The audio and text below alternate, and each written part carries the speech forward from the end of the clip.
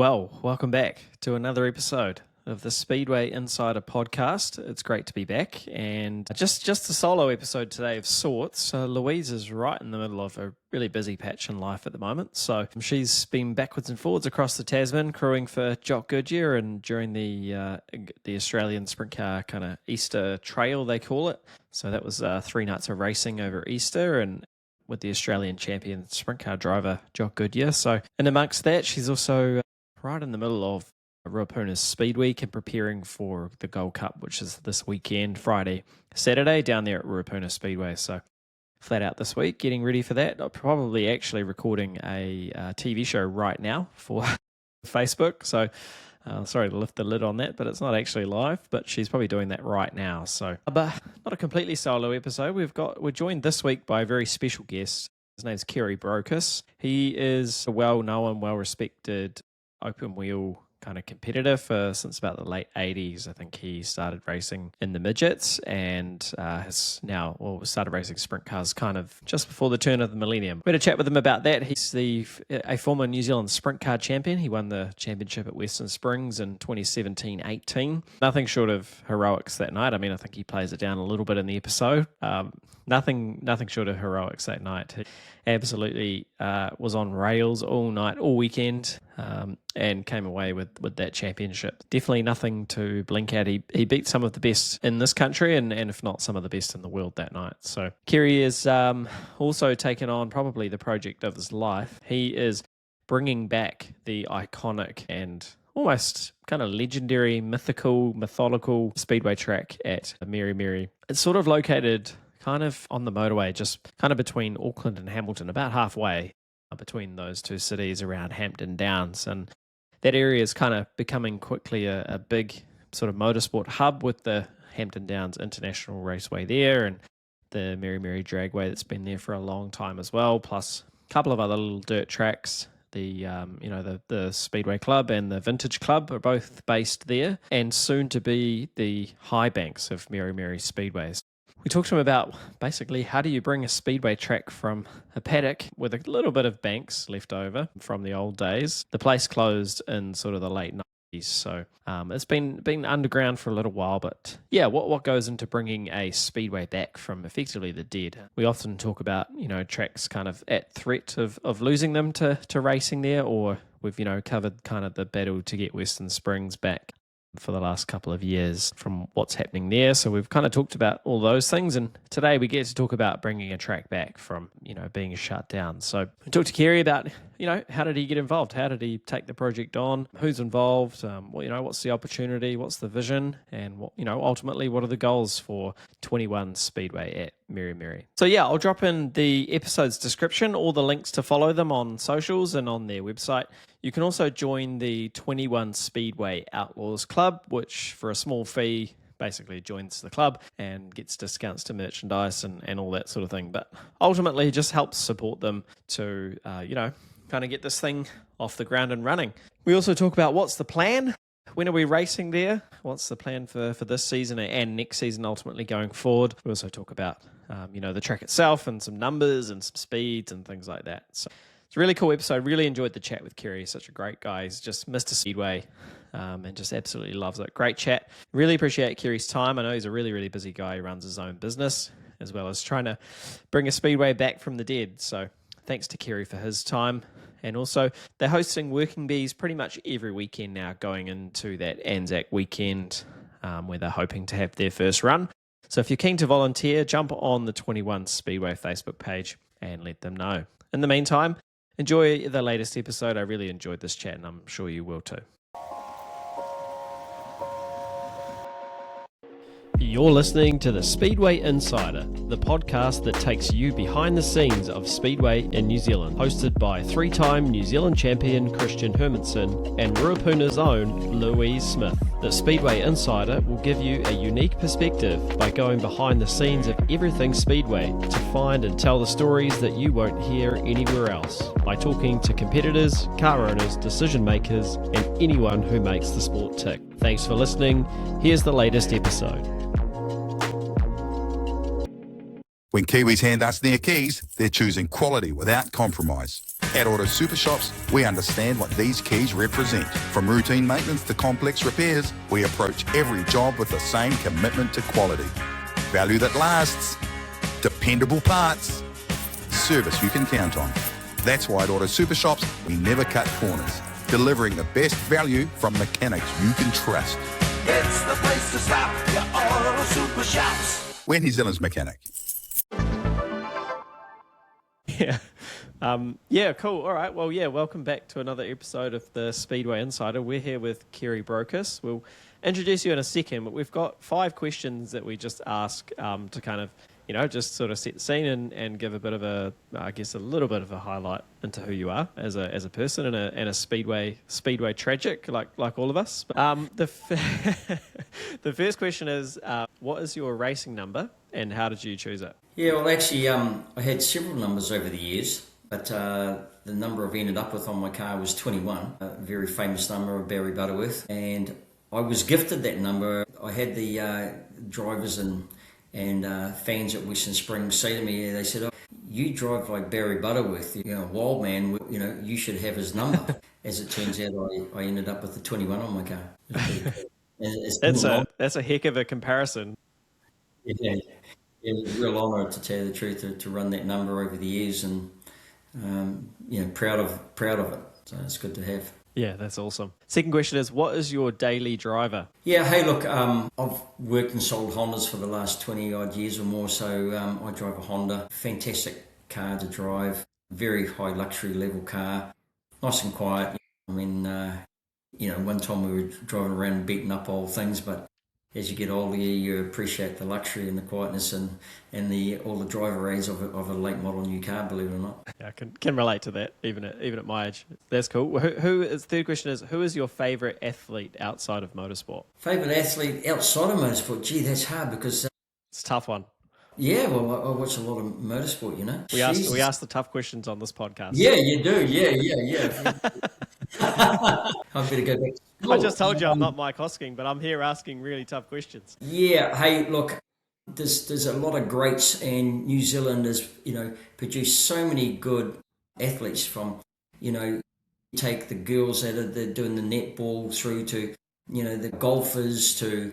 there's so many mega sports that people hardly even know about and get recognised for. So, geez, I have to come back to that one. Sorry, mate. Maybe who's your favourite athlete inside motorsport then? Yeah, that's a really good question. I mean, I grew up in Pukekohe and I grew up with all the legends of the motorsport era then, and there was the Jimmy Richardses and all those types of guys, and Kenny Smith and all those really cool guys of that era. So, old Kenny, he's been around forever. He's an absolute legend. Even he was in his 80s and he was still unbeatable in single seaters and stuff, So, awesome guy. Guys like Jimmy Richards, he was one of my heroes. Excellent driver in the wet and supercars and things like that. It's just, awesome. But then you go to the younger guys, and we've got McLaughlin's and we've got the Shane Van Gisbergens. And, someone that you can never forget is, the greats that we've had all around the world, racing cars for New Zealand, from the McLaren days and all of those guys, down to Scotty Dixon, who's 6 times world champion and things like that, So some pretty talented drivers that we've produced in this country. Pretty awesome. Yeah, sure have. Yeah, we really punch above our weight in that sort of world, don't we? Really, in the motorsport land. Yeah, certainly do. It's it's pretty cool. Scott Dixon is a good Pukekohe lad too, isn't he? Yeah, he local boy, and his mum Glenys and his uncle, Kevin Bryant, who's been helping me with the speedway and stuff like that as well. I mean, really great grassroots, down to earth type people, really really good people. They do a lot for the sport. They're good ambassadors around the world, actually, believe it or not, and so there's all these people that are doing really good stuff for this country behind the scenes that aren't asking for any type of recognition, that's great. Yeah, for sure. Fourth question is, what's your favourite go-to speedway meal or racetrack meal? So at the track or what I personally... At the track? Jesus, I mean, I'm still a hot dog and chips guy, you know what I mean? Like, yeah.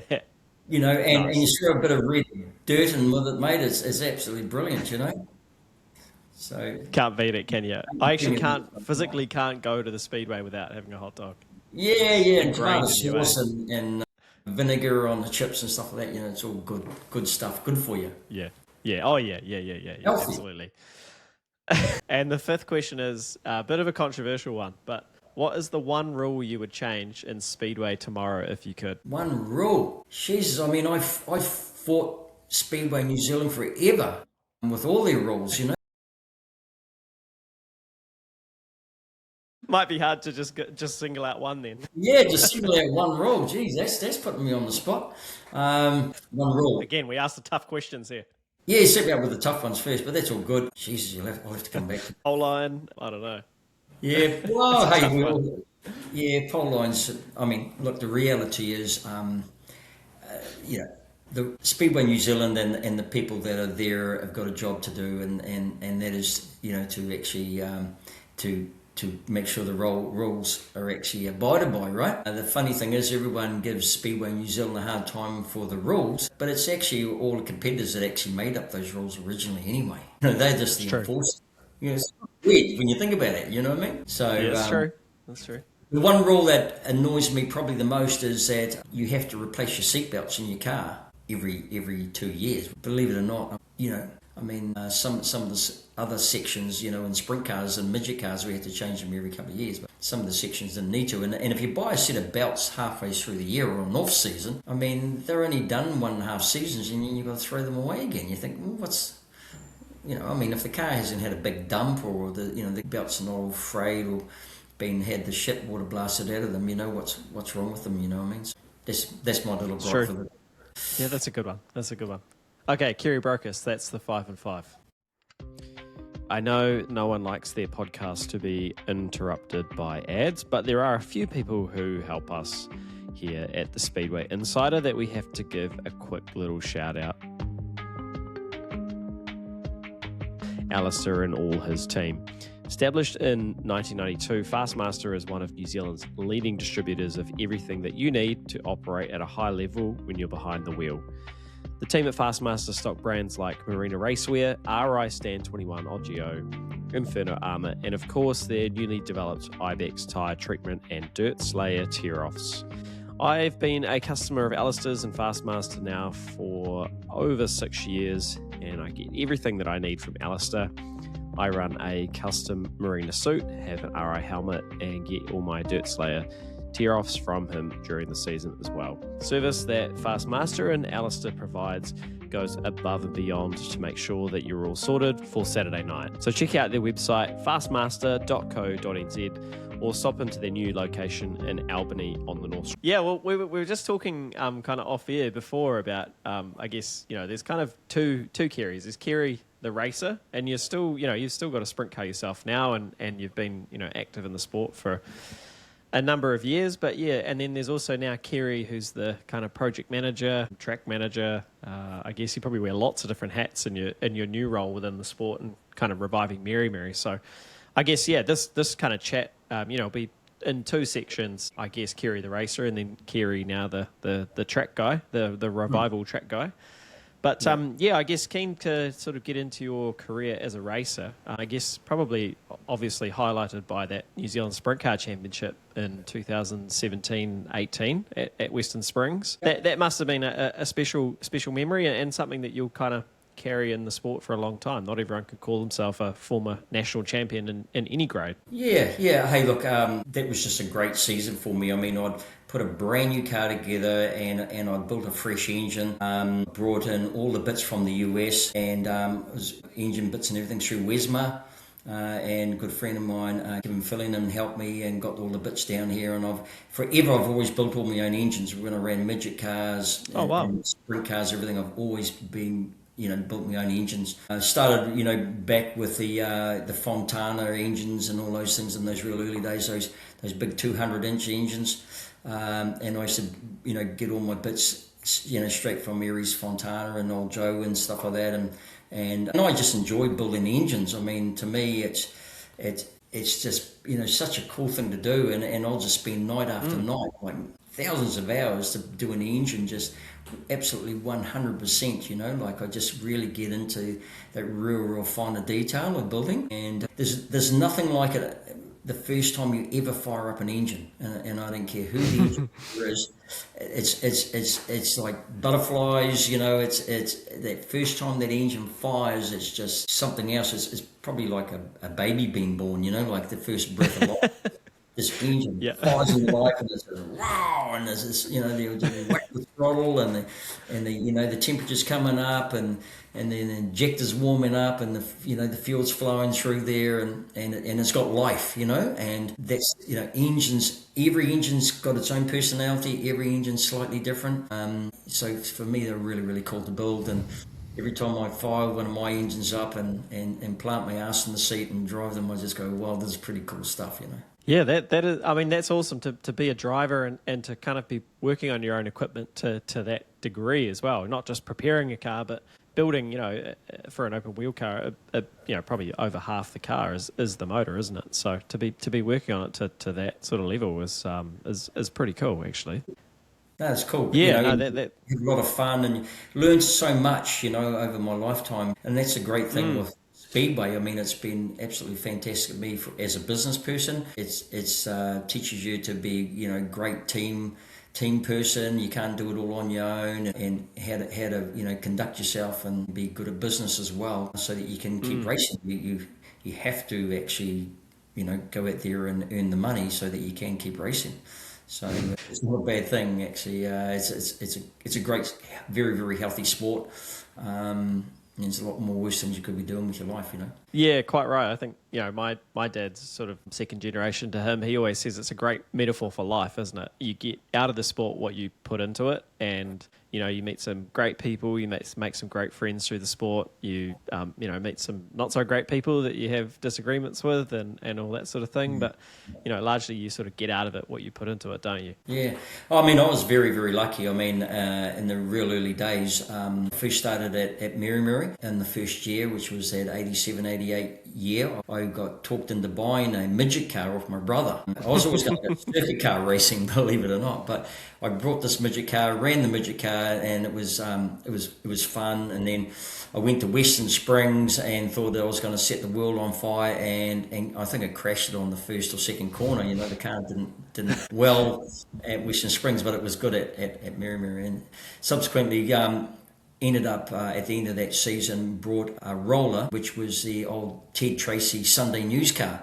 The first low bar car that Ted ran was one of Ray Alex's cars, and very fortunately for me, I was introduced to Ray racecraft, and he taught me how to build cars, and I used to go up to his workshop at night time and learn as much as I could off of Ray Alec. He was a really tough guy, expected a lot, but he was very, very intelligent and knew his stuff. And him and Barry had done a whole lot of stuff as well. Ray had been around forever, building cars, racing. He had been a New Zealand champion himself. His son Shane Alec, obviously a great racer, hard racer as well, that I was fortunate to race with for a number of years as well too, So that was a good platform for me. I learnt so much off of Ray, and then he used to build the chassis and I'd buy them off him and put cars together and all that sort of stuff when the time I ran midgets. I ran midgets for around about 12 years actually. Wow. Yeah. Yep. Yeah, and ran, like the 50 lappers. The best I finished was fourth on a 50 lapper, and it was. I mean, midget car racing really, really teaches you how to put your elbows up and be a good driver. I reckon. Like it's fierce racing. It's close. You're banging wheels. You're making passes, and it teaches you how to be a good driver in a midget car. Fortunately, I managed to win the Barry Butterworth in the midget car in the last year that I was running midgets, and then after that I went to sprint cars, and I think in 1999 I was Rookie of the Year in a sprint car. I think it was something like that, But okay. Well, that's something we've got in common, because I've got that trophy in my house at the moment. Is it right? Yeah. Yeah. Cool. Yeah. That's good. That's funny. Yeah. I was lucky enough to go on in sprint cars and actually win it in the sprint cars as well. So I got the Barry Butterworth in two sections. Wow. Yeah. Cool. Yeah, me and then Michael Pickens, obviously, he's done it as well. So it was a great honour, to run the Barry Butterworth in a couple of shows, So all pretty good stuff, Yeah, so it's pretty cool. Yeah, that's awesome. Yeah, hell of an achievement. So I guess, making that transition from midgets to sprint car, what was the sort of the driver there in terms of how that ended up coming about? Yeah, it did freeze up. That's all right. We're back now. Yeah, so that's why I just stopped for a minute. You come back to me. Yeah. So anyway, so I went on from midget cars to sprint cars, and sprint cars ended up being really, really good for me. It suited my driving style, and was got out there and raced hard in them, and was in the New Zealand test teams and all that sort of stuff. And New Zealand 1, 2, and 3 and things like that. Had awesome years racing with against guys like Alan Wakeling and the rest of the sprint car drivers of that era. All time for us, Yeah, those were probably the glory days, really. Apart from, it's kind of making a bit of a comeback now, sprint car racing. But through that period, you had some, awesome names, some absolutely legendary speedway names, kind of this era, right? Yeah, it was. Are you there? It had gone through a stage where the numbers got very, very low, and it was a Kerry Jones and an Alan Wakeling show, basically, almost. There was hardly any cars left, and then we managed to turn it around. And I said to Willie that I was going to go to sprint car racing, but we needed to make sure that we had internationals and that come over. So that would have been, was that the 2005 Outlaws at Bay Park that you were talking about there? You're back. Yeah, got you back, mate. I was gone completely. I had to open up the session again. Completely dropped. Yeah, shit, man. Yeah, shit. Trying to catch up. Yeah, it's all the head knocks we probably had. We actually ended up I don't know what happened, but for a period of time, I just had a lot of bad crashes, like in sprint cars. Yeah, it happens, eh? I crashed in midgets a bit, and then I got out of that, and then I was good in sprint cars for a number of years, and I was started having some horrendous crashes down at Bay Park. What it was... God, that's the worst place to have them too. Fuck yeah. What it was I was actually going way too fast when I actually looked at it. Yeah. Yeah. I brought the first probably true 850 horse engine that came to New Zealand. It was an Alan Johnson engine. It came from Kadings. It was a World Outlaw engine. And wow. Colin Entwistle brought a car in, pulled it straight out of the container, took it to the track, and just smoked everybody. And I was sitting in the stand because I had a broken engine. And he was out there, and he just went past Jonesy and buddy Wakeling and all those guys. Just went, holy fudge, like it was the engine. The engine was just so fast. And my crew chief, Big K, was with me, and he goes, man, we need to own that engine. And I says, yeah, like hell we do. We need to own that engine, all right? Well, Jeff always... Colin. Yeah. And Jeff always says it's motorsport, so you've got to have a motor, right? Hell yeah, man. So I brought that engine off of Colin. At the end of this, it was at the end of the season anyway, and so we got that in the car, and I went and ran that the next year, and holy man, that thing was super fast, and it just helped me out so much. It just got us onto the top of the table again. The problem is we were racing. The speed difference between the fast guys and slow guys was so much that you'd come up on them and you'd sort of run them over, or you just, it was just probably my own fault, to be fair, but I got banged up 2 or 3 times, and I got to the point where my guys, I'd be having a conversation, and then they'd finish the conversation for me, and I'd go, why'd you, I thought they were just being, just winkers to me, What it was that so slow from getting that many whacks in the head, I think, that I was just, I'd slowed down that much. I was really slow. And wow. Damn. Yeah, so came 2005, and I'd had a horrendous crash, and the nurse at the hospital said to me, he says, man, you should give this up for a bit. So I kind of did. I walked away, and I'd had a changed, business. I've gone from panel beating and painting and brought the Honda dealership, and so I took a couple of 3 years off, which was the best thing I ever did, to tell you the truth, because got myself back in good shape, and then came back fresh again and working hard, As a driver, you sort of got to know when it's just time to have just a little break, don't you? Yeah. I mean, I always thought I had to be there every night, no matter what. But if you're not there, the crowd just cheer for somebody else. You know what I mean? you know, it doesn't matter if you're there or not. They're just going to watch the next guy, right? That's true. Yeah. So, Yeah. sometimes it pays to have a break. And then, when you're in the car, and one time I was watching a video, and it was really, really great driver and engine builder, and a guy that I absolutely admire for his ability was a guy named Larry Perkins. And Larry Yeah. Perkins, out of Australia, fantastic engine builder, and he'd ran Formula One as well. He'd done Yeah. All sorts of cool all stuff, sorts eh? of cool Yeah. stuff.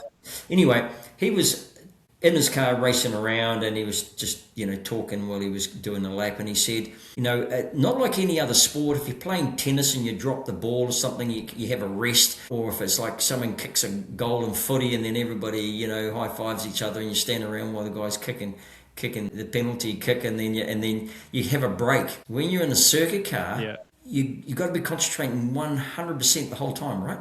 You can't just have a break and be thinking about something else, right?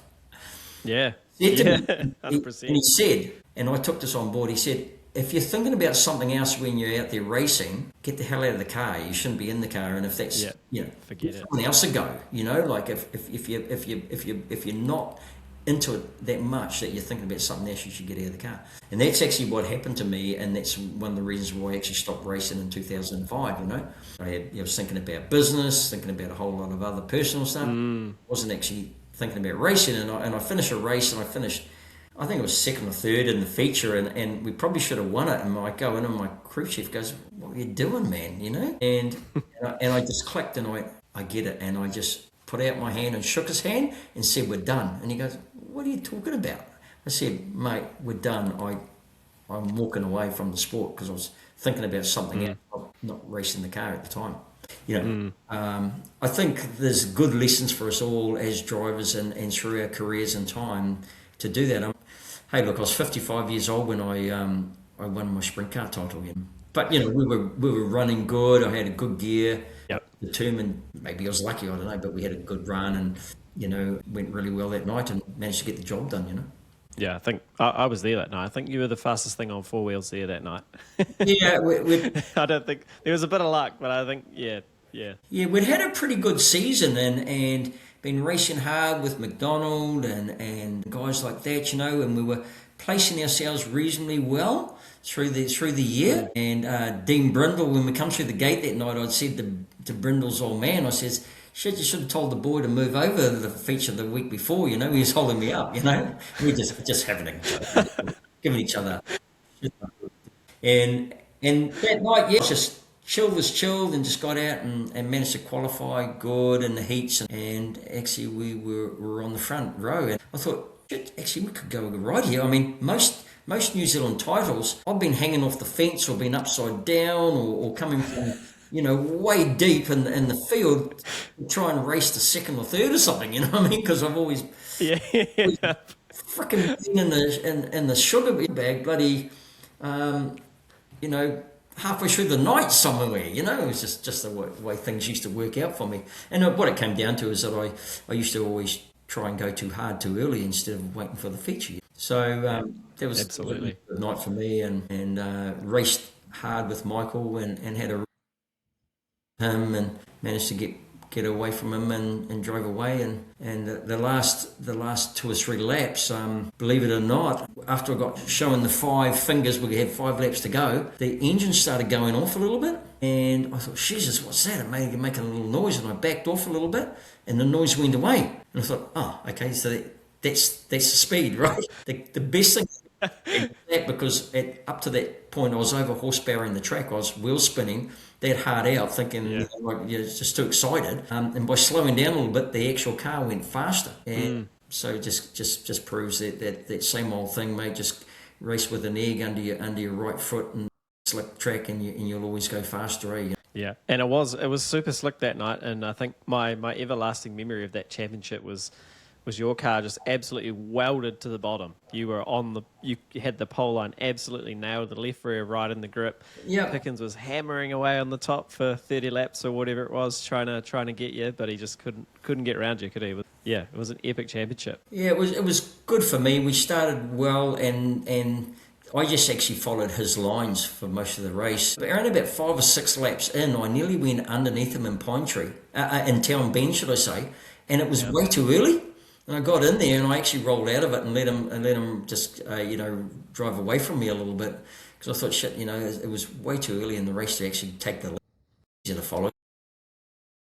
And then we caught up to traffic, and then I managed to pass him and got going. But it was a funny race because there was a lot of stop starts, and after the last restart, I just said, I'm sick of this. I'm here, and I actually pulled the wing up a little bit because I hadn't used much wing in the car to that point. I slid the wing back, put it in the trunk there, and then just drove away, and the car was nice. And then I started having fun because the car was good, and it had plenty of grip, and didn't matter where I ran on the track, she was hooked up, and it was pretty cool. So it was a good memory. Yeah. But hey, I'd had lots of fantastic races over the years, and running with Alan Wakeling and things like that, and making New Zealand test teams. And, hey, look, every time you're in a race car, it's actually a good day.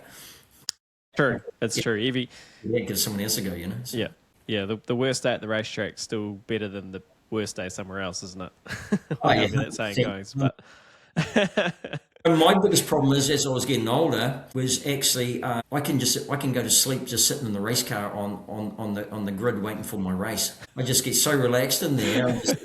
It's just like sitting. It is relaxed. You're at home, because you're all bolted in tight, and you've got your neck brace on, and you've got all your gear and your helmet on, and I'm just sitting there, I can just feel my eyes coming down, like, shit. I have a tendency to not get in the car until you're racing now, because you're just so comfortable with being in a race car, and it's just, you just get too relaxed, so maybe it's not a good thing after all. I actually thought I might have been one of the only people to do that. But it's good to know there's someone else out there that does that as well. Just so comfortable in the seat, like all the racing overalls, the helmet. If you're having a good night, you just feel good, don't you? Yeah. It's just it's hard to beat. I've just done it for a few number of years, and it's just doing your business. Craft is what you've learned to do, and it's what you want to do, and give it my all every time I'm in a race car. Even today, if I jump in the car, I'm going to drive it as hard as my ability will allow me to do it. Yeah, I guess back to kind of 2005 in the mid-thousands. Does that mean you would have raced against the Outlaws when they came to Bay Park? Yes. I was very fortunate to run with the Outlaws, and that was an awesome period for me as a driver. I was going okay at that stage, and I finished 11th. Against the World Outlaws, so ended up racing really hard there, and it was so dusty that all you could see was the top of the wing of the car in front of you, and you were running on the floor. You didn't lift. You were just just to run with those guys. They were just going so fast that was the best you could do, was actually just run with them. And what it did was it lifted the level of all of us, and we all better in the slick tracks, because that's what the Americans can do very, very well. And so we were running on the wing of the car there. We were going quick enough that the wings were working properly, and we were just getting mechanical grip. We were actually loading the cars up and winging them down and working them properly. We weren't even on those super slick tracks. The better the cars felt. By the end of it, you just had confidence, and we were running up real high too. We were just up by the wall, and which. It's easy to do when you're following somebody, and it doesn't matter what the speed they're doing. You just go at their speed, and then all of a sudden you go, "Holy crap! I'm actually doing this at the speed of the guy in front of me, right?" And then it just becomes. And the guy in front of me is Sammy Swindell or Steve Kinzer. Yeah, 100%. You're running with the World Outlaws, the best of the best, and it was seriously cool stuff, Danny the Dude was there, and Muskowski, and you name it, all the names was there. Sammy Sindel and Saldana, all those guys were there. Anyone was there. You were racing with them. It was pretty damn cool. And I'll tell you, I take my hat off to Willie Kay for organising that and bringing all those guys down here, From a promoter standpoint, he did a bloody good job, actually, of that stuff. So.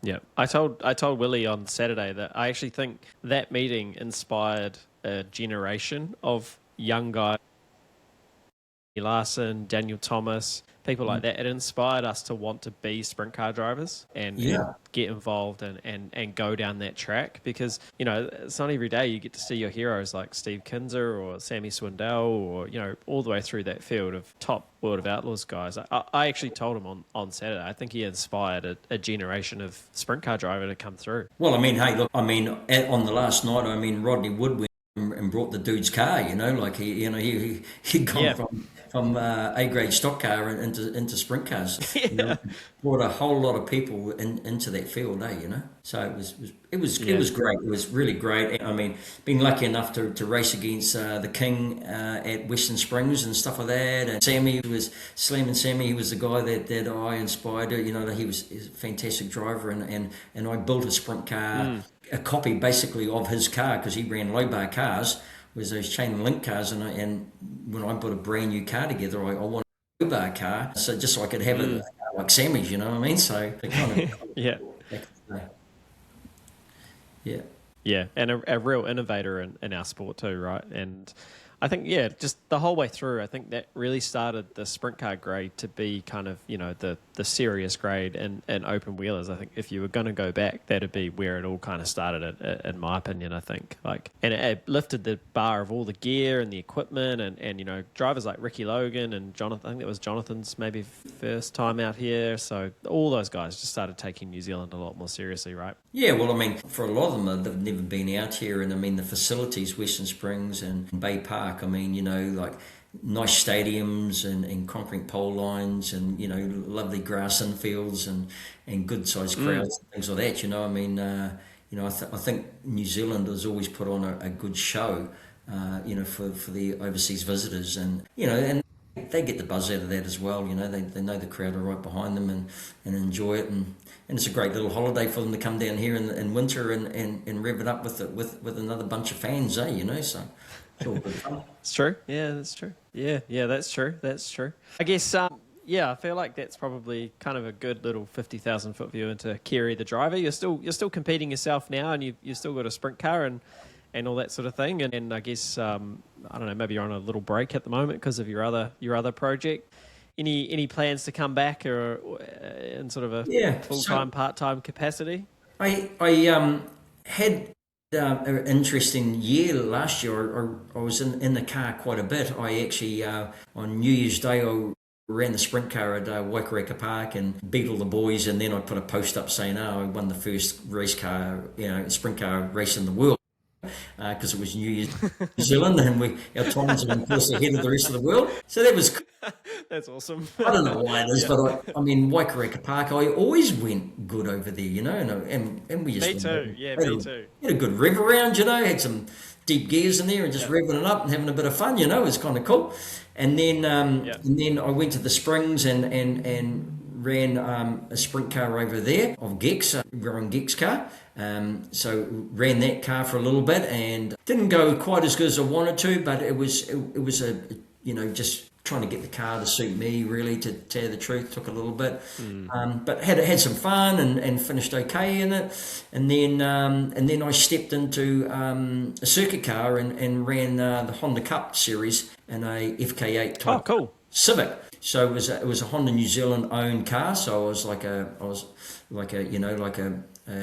factory driver, right? I was a works driver. Yeah, factory driver. Yeah, factory driver. So that was pretty cool. And we did that whole series in the circuit car racing, which was really good. And there was a couple of different things there. One, I was driving a front wheel drive car, which was, I'd never raced front wheel drive before. I'd done a bit of circuit car racing at Pukekohe, but it was some years prior. Anyway, so it was great. It was just seat time, really, to tell you the honest truth. It was really cool. We got our heads around it, and we ran pretty good there. And like, I'm just chomping at the bit to get back into the sprint car again. It's been in the shed for a year, and just got it out the other day and fired it up for the first time, you know, and go, yeah, this is me. Yeah.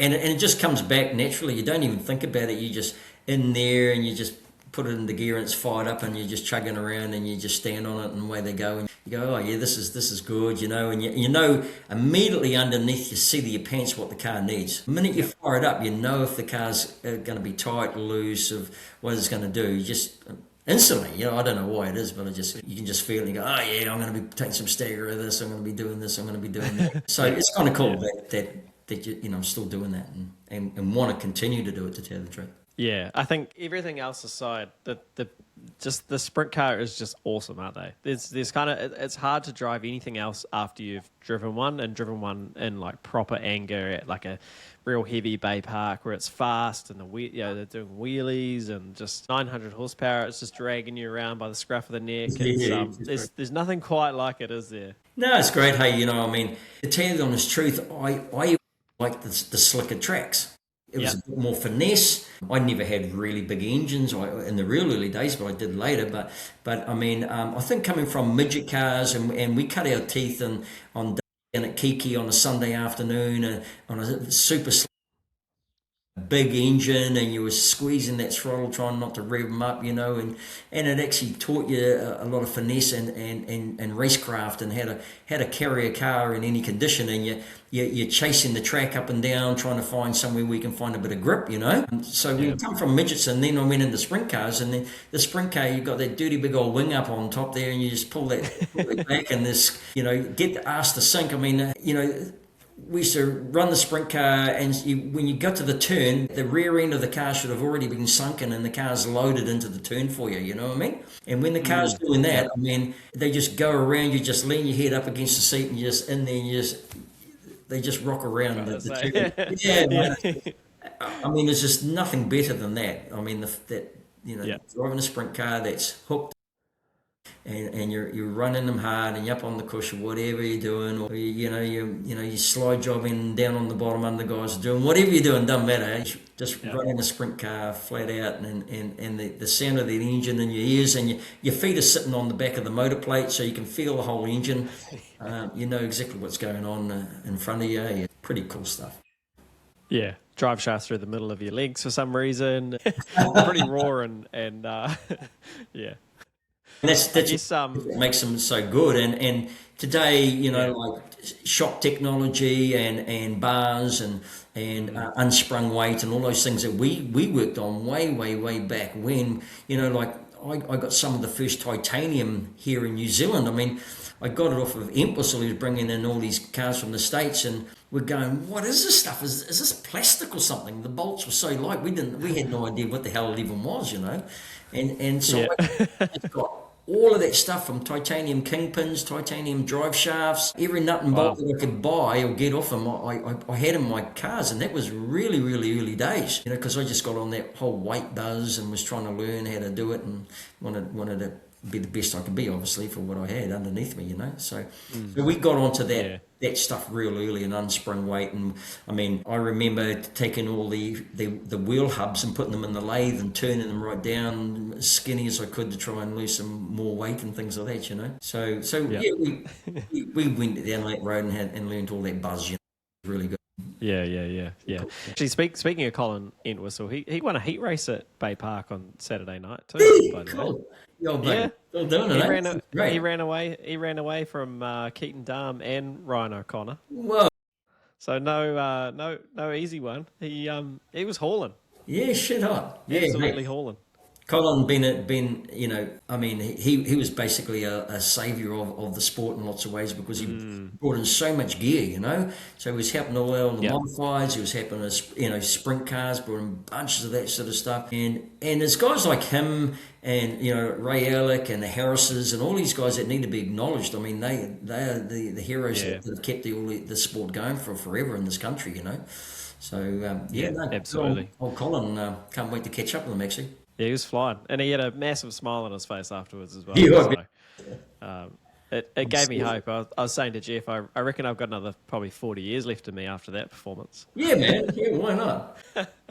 But no, you're right. He's really been the godfather of open wheel racing in this country, I think, or sprint car racing for sure. So yeah, definitely. I guess you just mentioned firing up your sprint car before, but that's probably the best way to segue into kind of the second half of the chat, which is Kerry, the project manager, and it's been a massive project that's been ongoing. I think We talked about it for the first time probably maybe 2 years ago when I was still kind of on the Speedway New Zealand board and you know, you were looking to bring it back and all that sort of thing. But tell us about, I guess, 21 Speedway at Meremere, and it's just starting to get a lot more interest and people are kind of starting to hear about it and all that sort of thing. But I guess, yeah, just tell us about it. How did you get involved? You know, what was the vision for bringing the track back, bringing the place back? Yeah, it's definitely starting to get a little bit now. What actually happened, believe it or not, is I won the title in 2008 there in the sprint car, and then that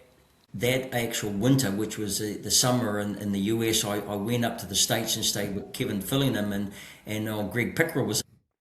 So I was at a bit of a loose end, so I ended up in the motorhome with them, and we cruised around all the tracks and just following all the sprint car racing around and had a really great time, you know, up there.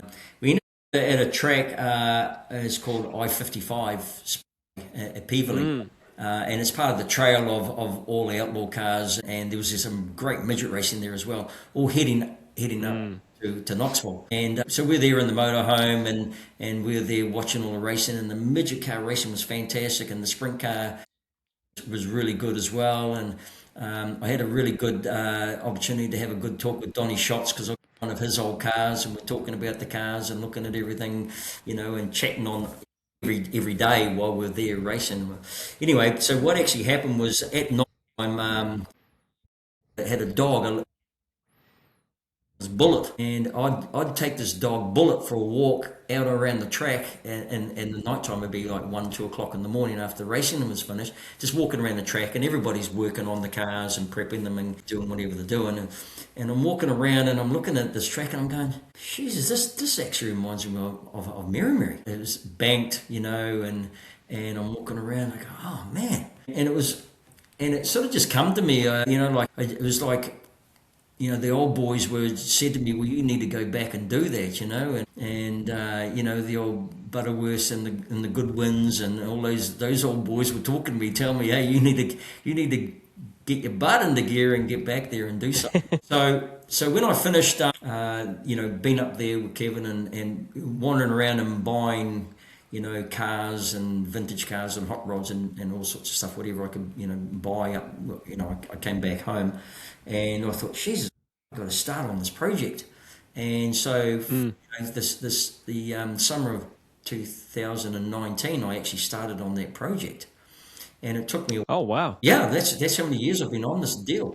So yeah, 7 years. Wow. Yeah, luckily for me, I'd actually had a copy of the original resource consent, and I went to the council, the Waikato Council, and said to them, "Hey, this is what I want to do." And I thought, oh yeah, and I didn't. I thought I might hear from them, and you know, like in I don't know 6 months' time or a year's time, you know what councils are like. So yeah. in a very short period of time, like around about 2 or 3 months, I had them talking to me, and they got on board really quickly, were interested and led me in the right direction of what I needed to do to start working on getting a resource consent and get it reinstated and all these types of things for the track. The Waikato Council, North Waikato, got an economic development group which they introduced me to, and working in with them, I managed to get the resource consent organised for the track. And it wasn't cheap. There was lots of costs involved to get through all that and hoops and stuff. But we got to the point where we actually had that sorted and worked with getting a lease through Kerry Brocas and the drag strip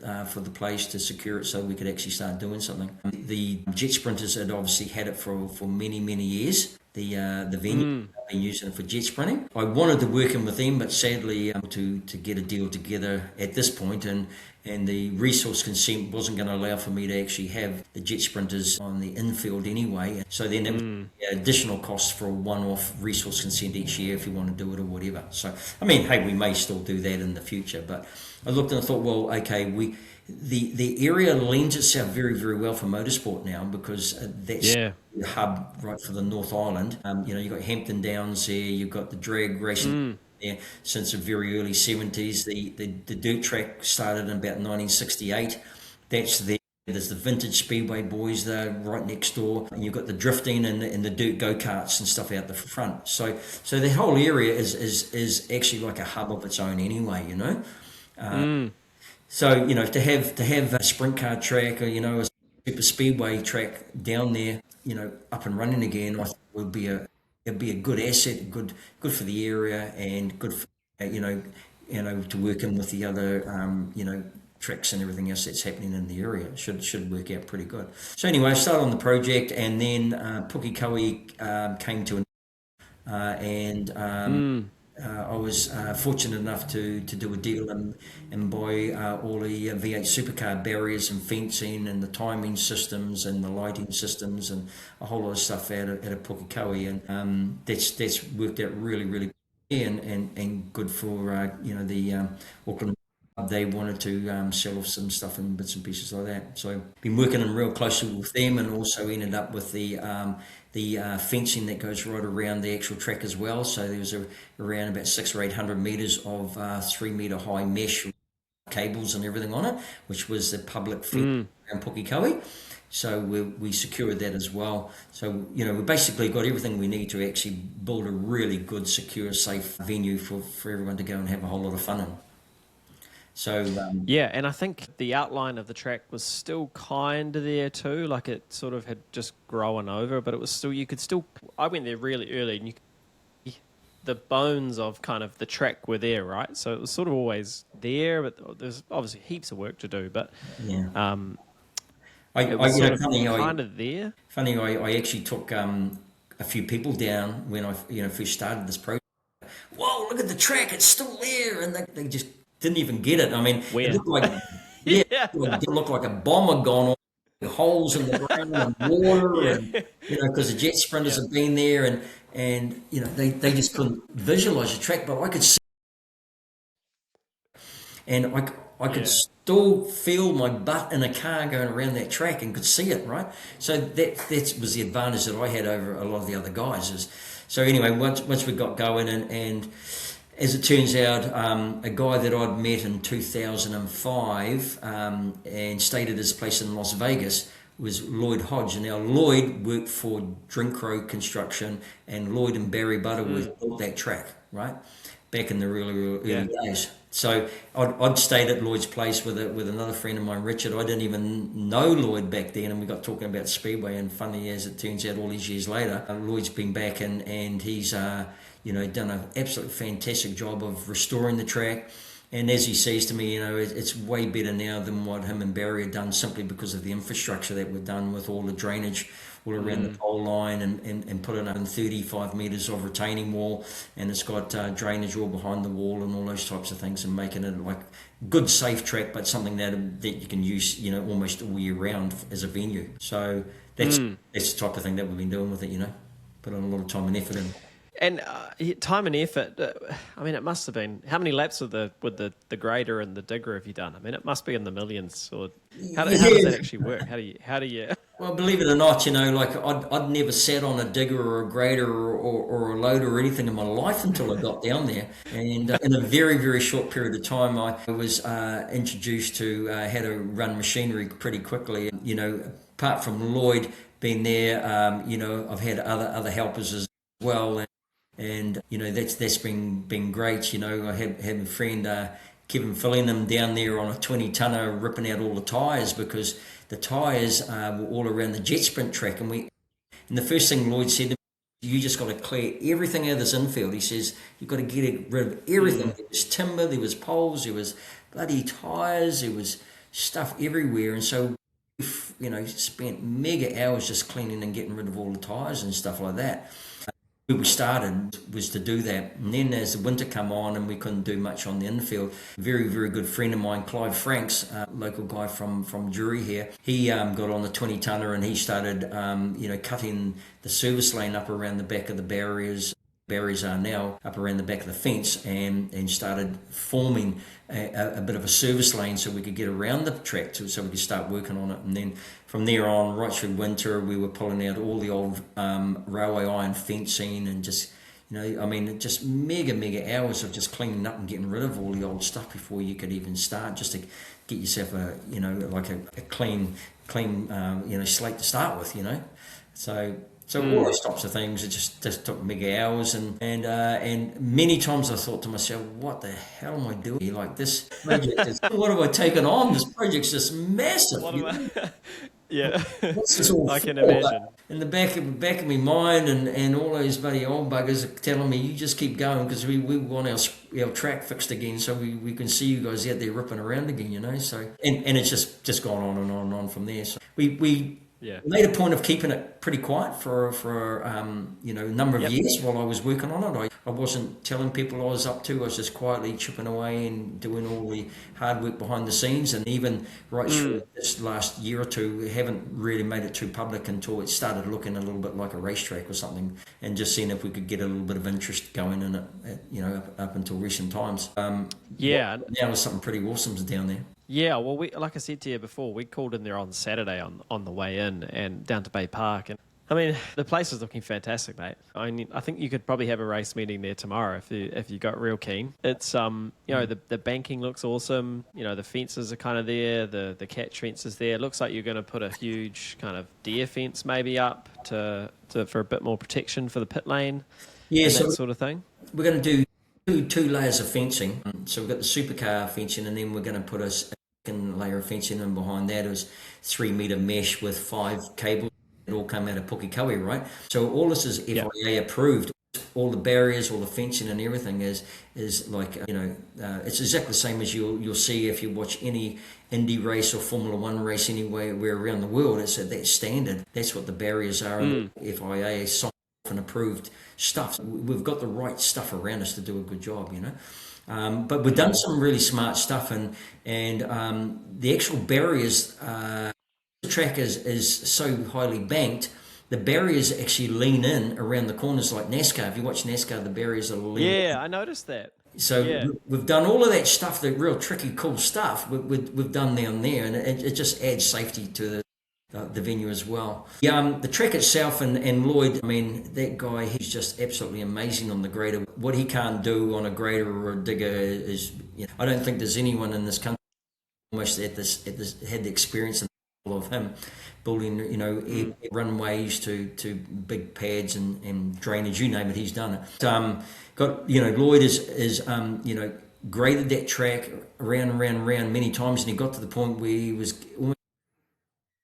need your car down here. And I said, why? He says, need you in the car to feel it, so you can, if there's something that you want to change of the track, tell me, because then he could modify and change the shape of it if we needed to. But I went out there and I mean, it was, obviously we had no water on the track, but I just, zipped around and did a few laps, and it was more for just promotion. I wasn't going hard out, but just feel the cars sinking into the turn, as it rolling around right, as it doing everything you expect of it, and you go, this is just going to be something else, and it takes it to another level. I mean, the track used to be 19 metres wide, and we've widened it out to 21 metres now. So it's absolutely appropriate. That's appropriate. Yeah, it's for 21 Speedway. 21 metres for the Speedway track. So the reason why we've done that is I've flattened the bottom off a little bit, so like your TQs and your quarter midgets and your mini stocks and all the smaller cars can run around the bottom of the track, and it's only about 5 degrees banking at the bottom of the track, and then it goes from there it's up to about 22 degrees in the middle of the turns. The track itself is 600 metres around the top. Wow. Which is seriously big. A couple of metres, the track is a 3/8 mile track, so it's much bigger than any other track in New Zealand, maybe even Australasia. Yeah. The good thing is it's nice and wide, and there's going to be plenty of room for everyone to run wherever you want to run. The real good guys, they'll be running up on the wall, and the guys can run through the middle of the track, run down near the bottom and keep out everyone's way if they want to. But what you will see actually start to happen on this track is that you'll get some real great slide jobs starting.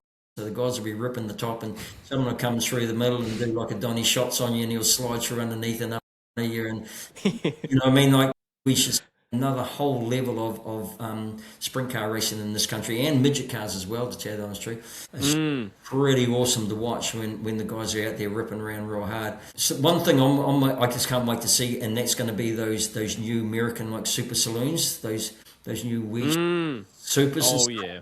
Mate, they will just be something else on that track to watch as well, because they're pretty cool in their World Outlaw series, right? So they'll be able to do the same here, and that class will just keep building and building. The thing is, two really big tracks that are not that far away from each other now. You know, you're going to have Bay Park and you're going to have the Meremere, you know, High Bank that are, you know, only like an hour or so apart from each track, and so that should really help the venues keep up and then go from there. One will definitely working with everybody else. You've got, you know, there's Huntley, there's Key track, and also even the Waikareka Park track as well. You know, I mean, it's a great opportunity for us to foster the sport, to make sure open wheel racing survives in Auckland area and continues to and look after and foster and bring ones through as well. So that's something that we need to do. You know? One thing I'd like to get across is, just quick questions. I raced there those years, and you know, this was to be built to be against Western Springs or anything like that. I would love to see, you know, 3 tracks running in the Auckland.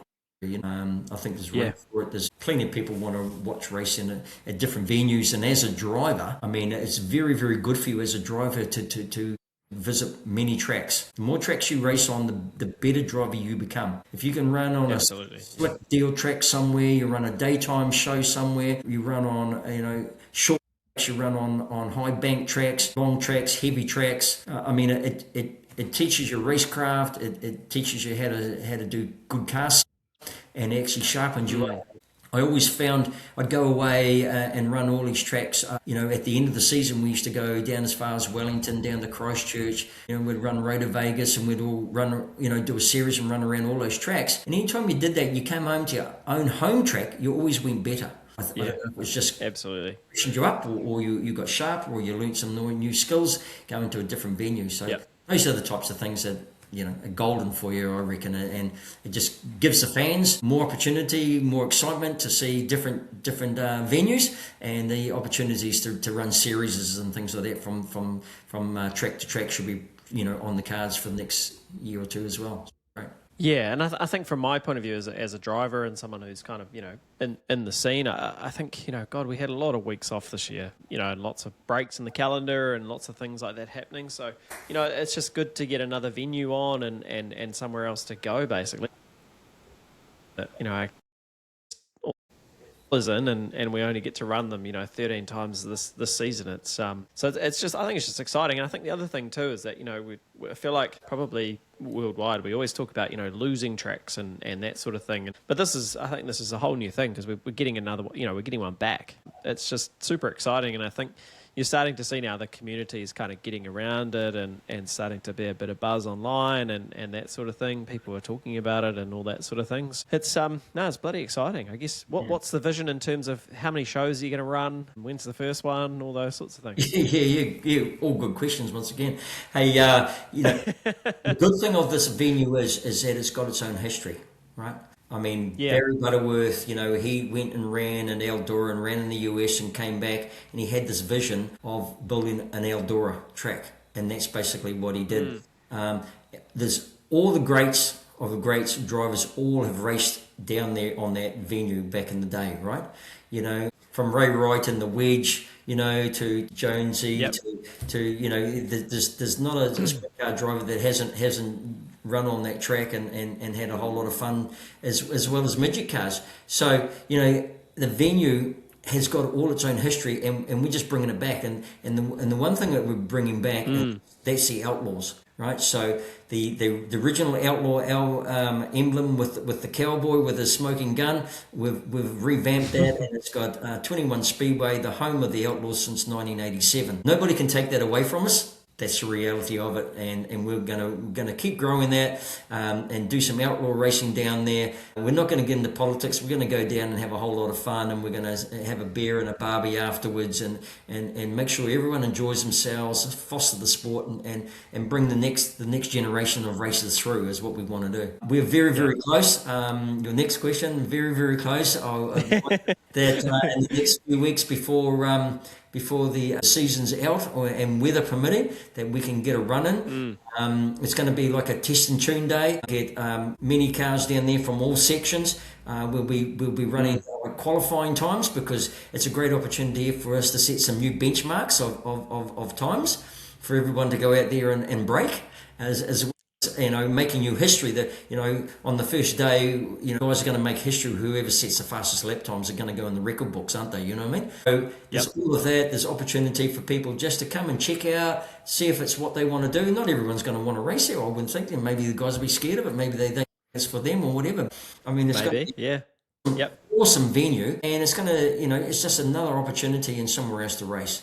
And I think that that's what we want to do. Working with, as I said before, with all the other tracks, I'd like to see us do at least 10 good shows a year, and that will come down to the general public. If the public support us and say, hey, all the old Western Springs crowd and Wakareka crowds and everywhere else want to come and watch and say, hey, please, we want more, we will obviously put on more race meetings just as it's required. I think as well, you just mentioned the history of Meremere. I think it's got a great history of working in with the other tracks, and there's stories of racing at Western Springs on the Saturday, then loading up and going down for the Sunday show and all that sort of thing. So I mean, it's such a great opportunity, and as I say, it's just another place to race and something that's coming back to us as a sport. It's just, I think it's a fantastic opportunity, and I'm excited. I'm excited to get on it and rip around. How did it feel? You've managed the project, but you're also the first ones to do the first laps on the new track. So how did it feel? It was pretty cool. I mean, hey, look, the car had been in the shed for a year. I had to, Lloyd was giving me a hard time. When you're getting out here, get it out here. And I said, man, I've got to clean the injectors. I've got to,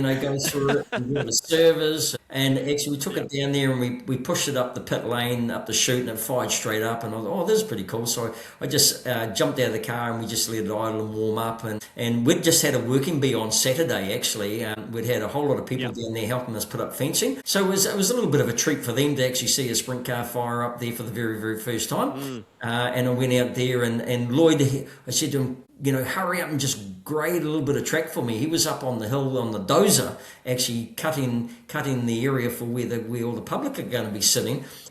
Jumped out of the dozer, went and jumped on the grader, should I say, and just took the top off it and just cleaned the dust back a little bit. I went out there and just rolled around on it and just go, wow, this is so big. And there's not a photo that does it justice at all. I mean, when you're standing down on the pole line, you can only see 3/4 of the way up the track. You actually got to look up in the air if you want to see up to the fence. That's how steep it is and how big it is, you know what I mean? So cool. I just ripped around there and gave it a few squirts, and everyone took a whole lot of photos and stuff. And I just can't wait till we've actually got a track, got a bit of moisture in it, and literally go out and put some on the car and go. So forward to it, just like everyone else, and people turn up and can't say, hey, like I've already done 100 laps around there, because I haven't. I did about 10 or 15, and that was my life. So, there's still plenty of time before that Anzac weekend, though. You might sneak in a couple more. Yeah, well, we may just have to get down there and help Lloyd out with just getting his profiles on that track just spot on, Just roll it in. I'm just rolling it in. Yeah, exactly, mate, exactly. So, hey, look, we're going to be doing working bees down there each weekend from now on. We're using the 21 Speedway Facebook page, as well as the 21 Speedway website, which is www.21speedway.com, where people can go in and join the Outlaw Club, which would be great. The more people that join up with the club, it's not a lot of money. It's just supporting us, and we're going to be, making sure that everyone gets looked after, and merchandise will be at a discounted price and all that sort of thing for all the first people. Also, you get like an etched key ring that's got your club number on there. So it's all been part of the history, right, of the comeback of the Outlaw Club. And so, please get out there and join up and become part of it. We've got still a ton of fencing to put up and other jobbies around the place. People want to get involved. Hey, they're more than welcome to come down, bring your PPE gear, your boots, your safety gloves, your helmet, your goggles and bits and pieces. And there's going to be a job for somebody to do down there, I can assure you, over the next few weeks. I can imagine, yeah. Is it, I guess one kind of last question, is it sort of, is your goal to kind of run as an outlaw deal, or are you looking to maybe, go Speedway New Zealand, or kind of, where are you going to be in 5 or 10 or 15 years, and maybe? Yeah, hey, look, the reality is that, and history shows it, that the original Outlaw Club was a CTRA venue. It wasn't Speedway New Zealand. I think from the competitors' point of view, from the public, the politics side of it. I think to be a Speedway New Zealand sanctioned venue right now is the best thing for everybody. And what that allows us to do is run, title. What it means is that in time we can put in for a sprint car title or midget car title or whatever. You could run a CTRA title there, but no one's ever going to recognise it. And you can't run two cars with a one on in this country. That I think of anyway. So it probably being Speedway New Zealand actually makes sense. I mean, I know there's a fair bit of politics and not everybody's happy with the situations that are at the moment. But I think, to be fair, the smartest thing we can all do is work together as a team to actually keep Speedway as a whole going in the right direction in this country. And we're never going to like all the rules. You said that to me in the beginning. What rule would I change if I could? And the reality is make the rules. And the rules are pretty much in line with what happens in the US anyway. I mean, the Outlaw Club was original part of the Speedway down there. And that's why we brought that.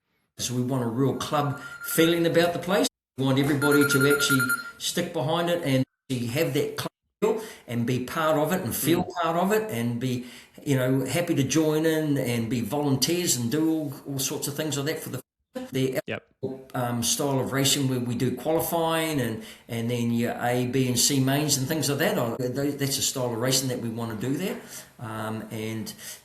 Hey, look, even if we are part of the Speedway New Zealand sanction, we're going to be wanting to do things our own way to a degree anyway. And you do get that, from track to track, even now that all Speedway New Zealand sanctioned tracks have got, their own little ideas and ways that they do things. So we'll our own twist on it, and I think it makes sense at this point in time to actually be part of it and not try and be some breakaway thing. I mean, I would like to think that this venue is going to get really well supported from venues from the point of view of the drivers as well as the spectators. And the last thing we need is politics getting involved down the line like what happened many years ago. Yeah, 100%. At the end of the day, as drivers, we just want to we want to do some skids. We want to do 200 miles an hour. We want to feel the wing loaded. We want all that stuff. All the other stuff just is completely irrelevant, really, at the end of the day, isn't it? So it's good to hear. I mean, I can't wait to have the New Zealand Sprint Car title at Meremere. That'll be fantastic. Oh, man, it'll be well. I was talking to Scotty Dixon's mum the other day, Glennis, and I said to Glennis, we need to get Scotty down here. He knows how to run, super speedways in the banking. And there's, once you get into it and you're talking about cycle central forces, which means that like at a certain speed, your car will go around that track without you having to put any input into the steering wheel at all. The car will literally just rotate like NASCAR do, right? So there's so much cool stuff for everyone to learn how to do and going forwards for the future, So it's pretty cool. It's all pretty cool. No. Yeah, it's fantastic. On behalf of the Speedway community, I don't speak for all of them, obviously, but it's fantastic what you're doing and keep going, and we can't wait to race there, and we just can't wait to see it in an actual race day setting. I think it's going to be fantastic, and thank you for all the work for everyone at the team and everyone who's lifted a shovel at the venue. It's looking fantastic, and honestly, we just can't wait to be there. Yeah, well, mate, it's only a few weeks away, and get all you guys down there, and I can't wait to smell the methanol and the guys ripping around the top and having a whole lot of fun and getting some new track records. And at the end of the day, we'll have a whole lot of new stories to tell, right? And that's what it's about. Eh? There'll be new legends made. We're making history again of our own, and we're going to be out there just ripping it and having a whole lot of fun. So can't wait to get all you boys down and have a good time. I've never seen Jeff Harper so excited as when we were at Meremere on Saturday. He was absolutely fizzing for it. Well, hey, like Jeff ran there in midget cars himself and stuff, and he's one of the originals, and he knows it's going to work, and it's for everybody and the competitors and spectators. I mean, up on that hill, the view is absolutely sensational. I mean, on a lovely afternoon, you could be sitting out there having a picnic with your family and watching some great racing and looking out over the Waikato River. And as the sun's going down late, mate, there's just nowhere better else to be, I can assure you. Yeah, fantastic. Well, Kerry, we can't wait. Anzac weekend, lock it in. It's in my calendar. Man. Sounds good to me. Yours. If it's not in your calendar and you're listening, put it in. We'll see you there on Anzac. 26th of April, isn't it? 26th, mate. Yeah, that's the day. high noon kickoff, or what are we talking about here? Yeah, I think we will. We'll get everybody out of bed early. We'll get them down there, and there's going to be a whole lot of things we need to do, and from driver safety meetings and track walking, and even back in the day, like we used to walk the track and we used to pick up stones and check the track and things like that. And we want everybody to do all those things that we did way back then. We want the place to have a blessing done on the venue by the local iwi, and things like that as well, that we want to do and make sure that we do it correctly and look after everybody, and then get out there and get the public involved and get a whole lot of feedback too, so that's a whole lot of it. It's a test and tune meeting. It's come and see the new venue, be part of making history, get the vibe, get the feel, and then that'll be setting us up for coming back in October, starting of the new sealers, running hard, so we expect to see plenty of people down there, and kids and families come and have a whole lot of fun for the day. Yeah, fantastic. Oh, well, Kerry Brocas, thanks for your time on the Speedway Insider podcast. It's been fantastic to chat about Kerry the racer and Kerry the project manager, so thanks for your time. Yeah, thank you very much for having me, and we'll see you at a racetrack near here soon. Sure will. Thanks for listening to another episode of the Speedway Insider podcast. We hope you enjoyed it. Make sure you drop us a comment or a message about this episode. Follow us on Spotify, iHeartRadio, Apple Podcasts, or wherever you get your podcasts to get the latest episodes straight to your feed. Thanks again for listening.